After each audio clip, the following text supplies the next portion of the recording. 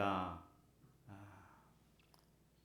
마가복음 생명의 말씀으로 우리들에게 찾아와 주시고 우리가 주님을 새롭게 만나고 복음 위에 굳건히 서게 하심을 감사합니다. 주님, 오늘 말씀을 통해서도 우리에게 말씀해 주시고 우리가 말씀과 함께하는 삶, 성령과 함께하는 삶이 되도록 도와주십시오. 부족한 종을 통해서 주의 생명과 진리의 말씀을 드러내어 주시옵소서. 감사하며 예수님의 이름으로 기도합니다. 아멘. 제목이 좀 섬뜩하죠. 예수님이 사역하시면서 계속 고치신 병자 중에 귀신 들린 자들이 있습니다. 어떤 사람들은요, 귀신 들린 자가 정신질환자일 거다 이렇게 말하죠.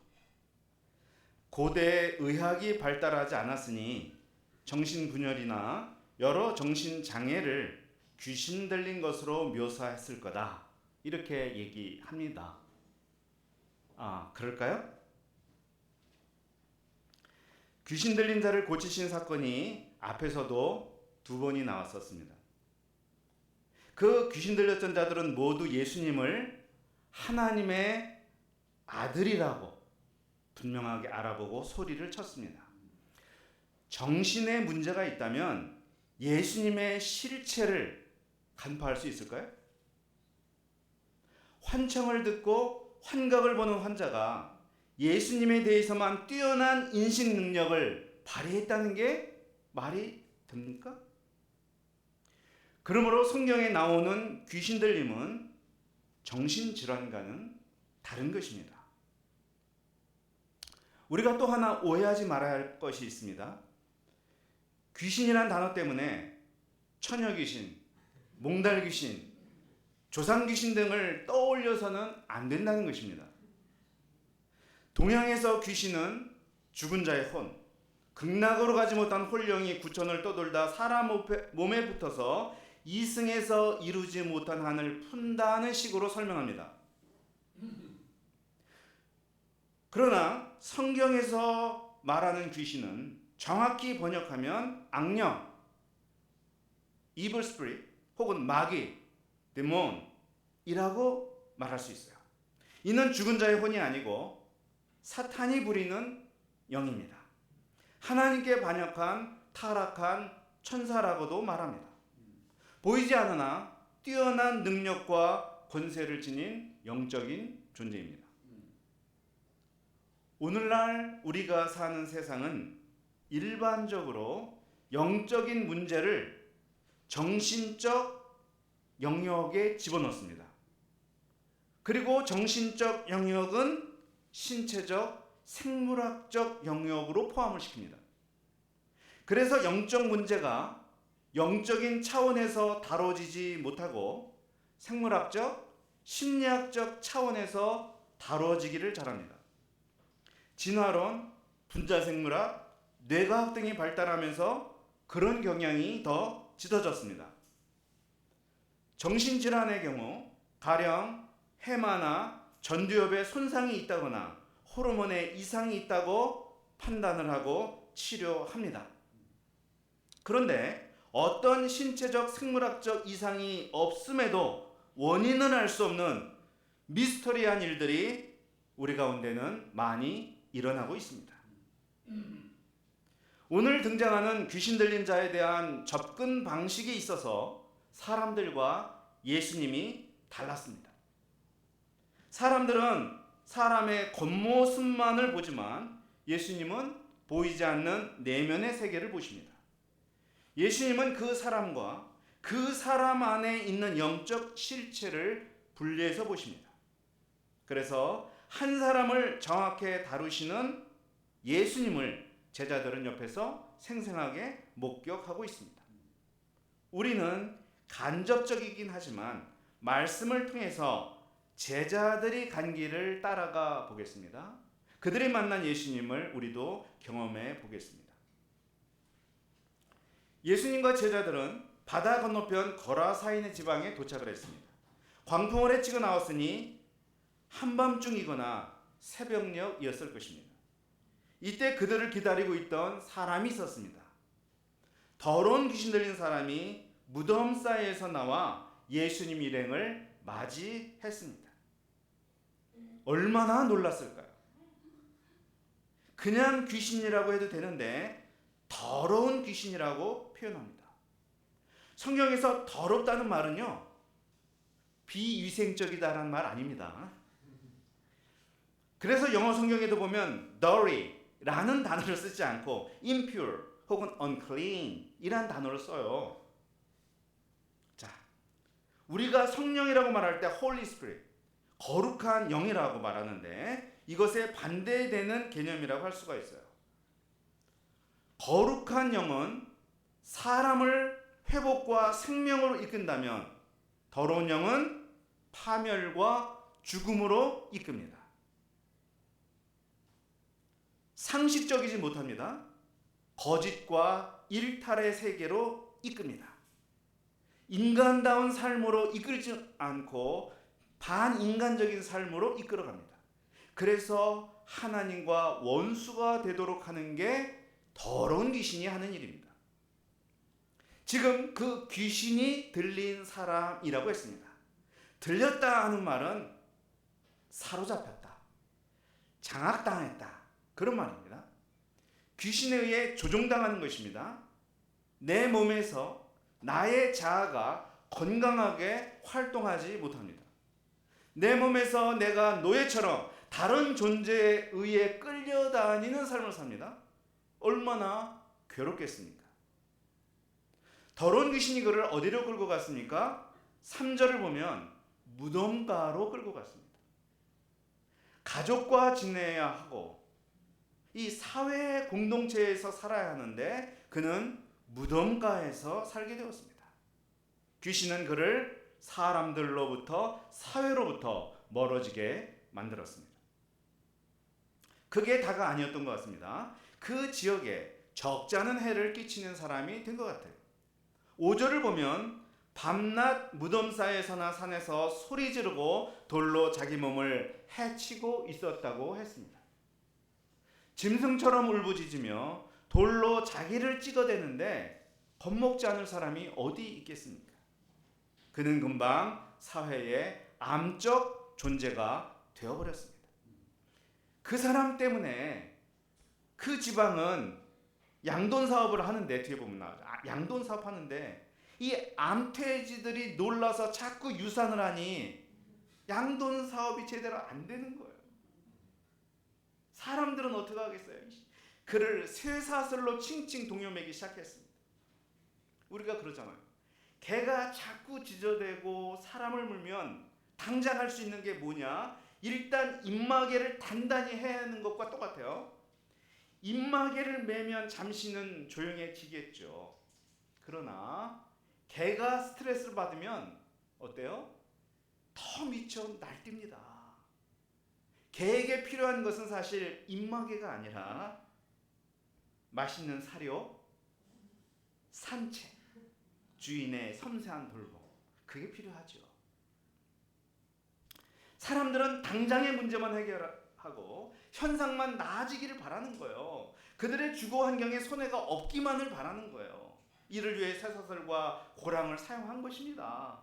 그런데 그것들이 그들의 문제를 해결해 주었습니까? 시간이 흐르자 이제는 아무도 쇠사슬로도 맬 수 없게 되었다고 했어요. 그는 힘이 더 세졌고 더 난폭해졌습니다. 여러 번 고랑과 쇠사슬로 메었지만 그것을 썩은 동아줄 끈듯 끊어버렸어요. 이제는 아무도 그를 제어할 힘이 없었습니다.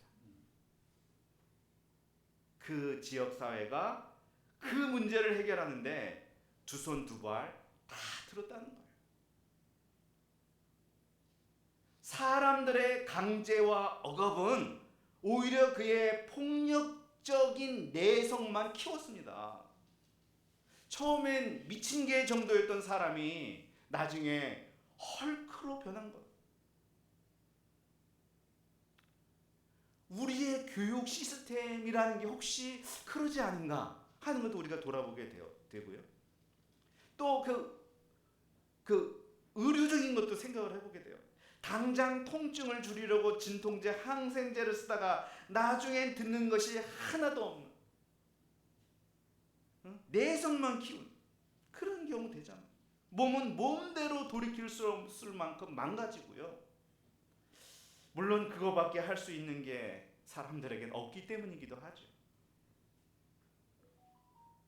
밤낮 부르짖고 돌로 자기를 해치는 장면을 한번 상상해 보십시오. 얼마나 괴로우면 그러겠습니까? 소리를 질러야만 하고 자기를 때려야만 하는 그의 눌린 자아를 누가 이해할 수 있을까요? 집을 나와서 산에서 나 혼자 내 마음대로 산다고 자유가 있습니까?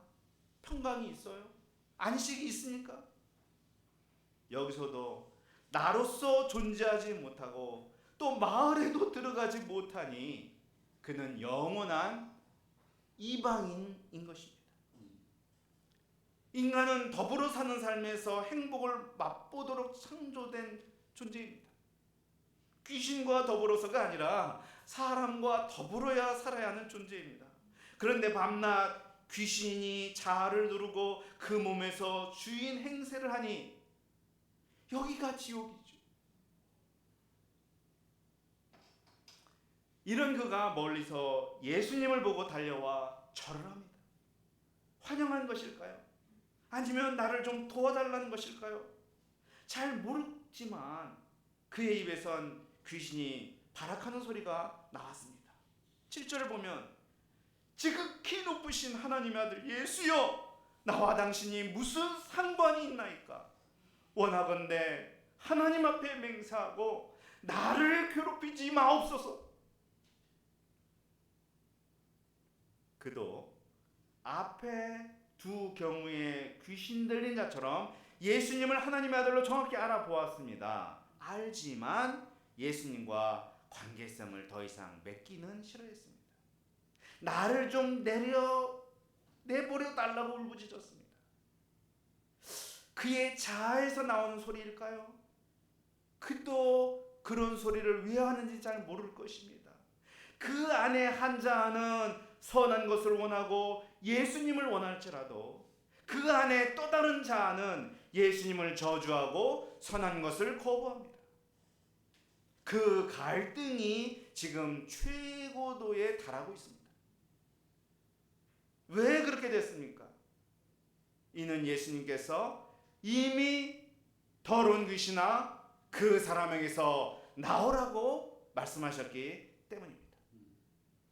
예수님의 영혼 수술이 시작되었기 때문입니다. 암 환자에게 의사가 다가오고 수술칼이 몸에 닿는 것이 괴로운 게 맞습니다. 그러나 지금 괴로워야 하고 지금 괴로움을 통과해야 합니다. 육체의 질병도 그러하고 영혼의 질병도 그러합니다. 예수님의 말씀은 마치 날카로운 메스와 같습니다. 히브리서 4장 12절은 말씀합니다. 하나님의 말씀은 살아있고 힘이 있으며 어떤 칼보다도 날카롭습니다. 그래서 사람의 마음을 꿰뚫어 영혼과 정신을 갈라놓고 관절과 골수를 쪼개어 그 마음속에 품은 생각과 속셈을 드러냅니다. 예수님은 이 순간 영혼의 집도이가 되셔서 그 말씀의 권세로 영혼을 가르고 쪼개는 수술을 하십니다. 의사가 수술할 때 여러 부분을 손봐야 한다면 가장 중요하고 시급한 곳에 있는 암덩어리를 제거하는 데 집중할 것입니다. 지금 이 사람의 문제 한두 가지가 아닙니다. 이 사람을 이렇게 만든 이 마을도 문제였습니다. 그 사람 자체도 문제였습니다. 그런데 가장 큰 문제는 귀신이었습니다. 이게 암덩어리의 핵심이었어요. 이것을 제거하고 나면 다시는 암이 자라지 않은 몸이 되도록 재활을 시키면 됩니다. 예수님은 순서를 밟고 계신 거예요. 육신의 의사는 암덩어리 제거에 실패할 수도 있지만 영혼의 의사인 예수님에겐 실패가 없습니다. 광풍을 말씀 한마디로 잠잠하게 하시는 분이 귀신도 말씀 한마디로 잠잠하게 하실 수 있기 때문입니다. 예수님은 그 사람을 향해 물으셨습니다. 내 이름이 무엇이냐? 그 사람이 질문을 받았으니 그가 대답하야 하겠지만 그는 하지 못합니다. 대신 귀신이 답을 합니다. 내 이름은 군대니 우리가 많음이니이다. 군대란 로마 군사용으로 4천에서 6천 명으로 구성된 군단을 의미합니다.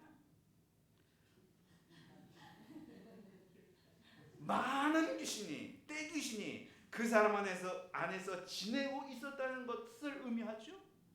또 매우 거칠고 폭력적인 귀신의 세력이 그를 장악하고 있음도 의미합니다. 그 사람의 이름이 군대입니까? 그건 귀신의 정체지 그 사람의 고유한 이름이 아닙니다. 그는 자기 이름도 자기가 마음대로 말할 수 없는 상황이 되었어요. 이름은 존재이며 정체성입니다. 그는 지금 존재감을 상실했습니다. 내 몸을 내가 제어할 수 없고 내가 원하는 인생을 나답게 살 수가 없습니다. 귀신은 그에게서 사람답게 살 권리를 빼앗아 버렸습니다. 세상에는 수많은 법과 제도가 존재합니다. 그것의 목적은 누구든지 사람답게 살도록 하고자 함입니다. 그러나 아무리 완벽한 법과 제도가 존재해도 귀신에게 잡히면 훌륭한 시스템이 무용지물이 되고 맙니다. 그래서 예수님은 귀신에게 그 사람에게서 나오라고 하신 것이죠. 예수님의 명령을 귀신은 어길 수가 없어요.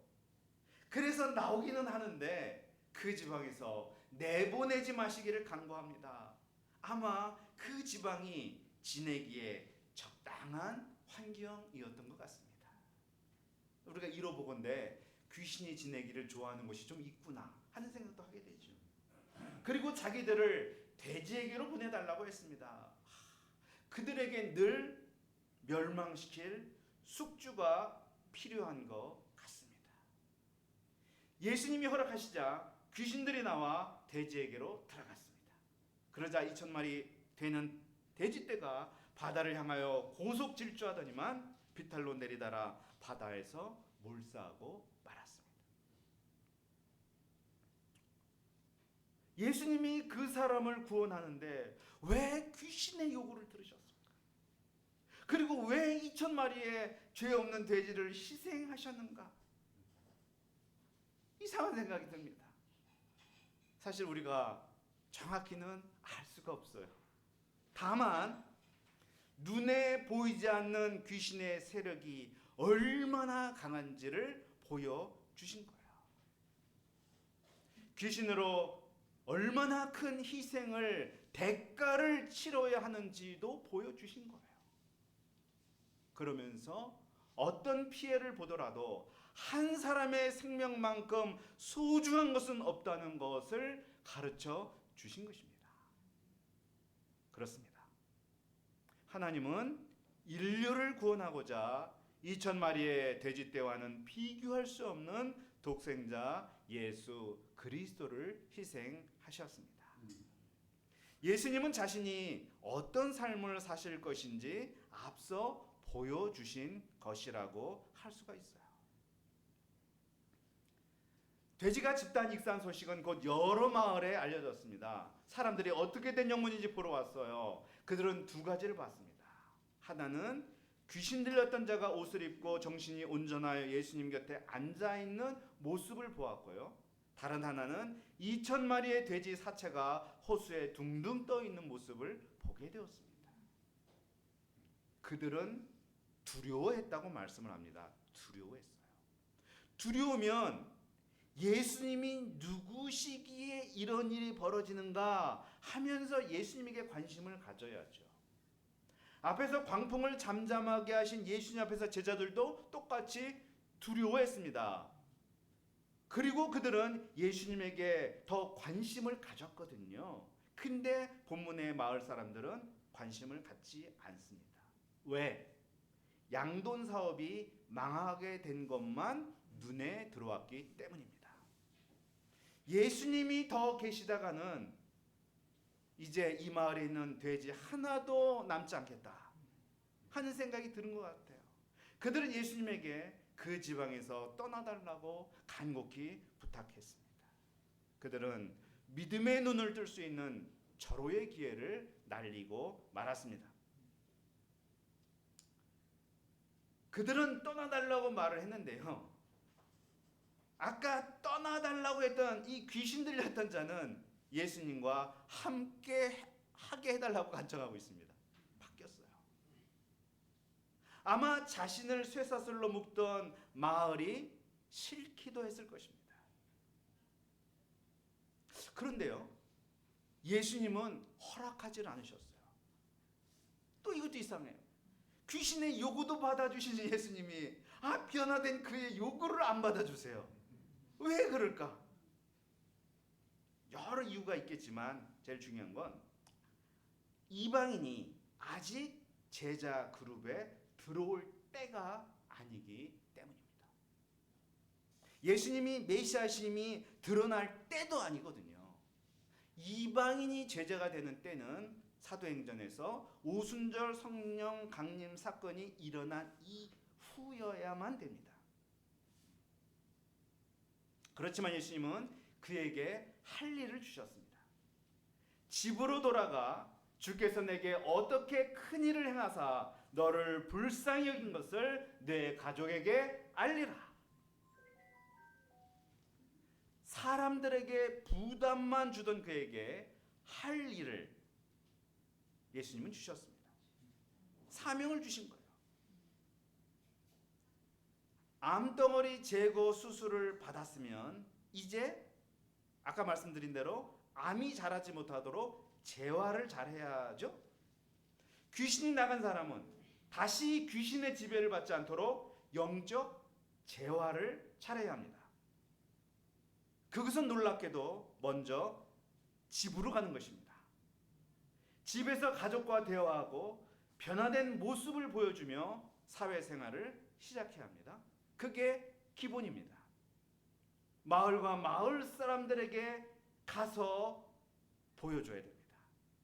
사람을 피하지 말아야 합니다. 무덤과 산에서 혼자 사는 게 익숙했을 그가 사회 속으로 들어가는 법을 자꾸 연습해야 합니다. 그리고 그는 늘 두 가지를 생각해야 합니다. 첫째, 자기에게 주님이 큰 일을 행하셨다. 둘째, 주님이 자기를 불쌍히 여기셨다 하는 것입니다. 그것은 평생 잊지 말아야 할 구원의 은혜입니다. 사람들에게 은혜를 간증하면서 자꾸 자신을 돌아보게 되고 자기가 누구인지 명확하게 인식해 나갈 것입니다. 그게 재활치료입니다. 그는 가족을 넘어 대가볼리 전 지역에 자기가 받은 은혜를 전파했습니다. 그러자 모든 사람이 놀랍게 여겼습니다. 그는 자신이 있어야 할 본연의 자리로 잘 돌아간 것입니다. 그가 이처럼 사명을 감당하는 삶을 사는 한 다시는 귀신에 사로잡히는 일은 없을 것입니다. 그가 예수님과 다시 만나지는 못했겠지만 자신이 받은 은혜를 전하는 삶은 예수님과 함께하는 제자의 삶입니다. 쇠사슬과 고랑을 깨트리며 울부짖던 그가 변화된 것이 복음이고 예수님이 그 땅에 남긴 메시지입니다. 귀신의 세력은 강합니다. 본문의 그 사람은 아주 강하게 귀신에 지배당하던 사람이었습니다.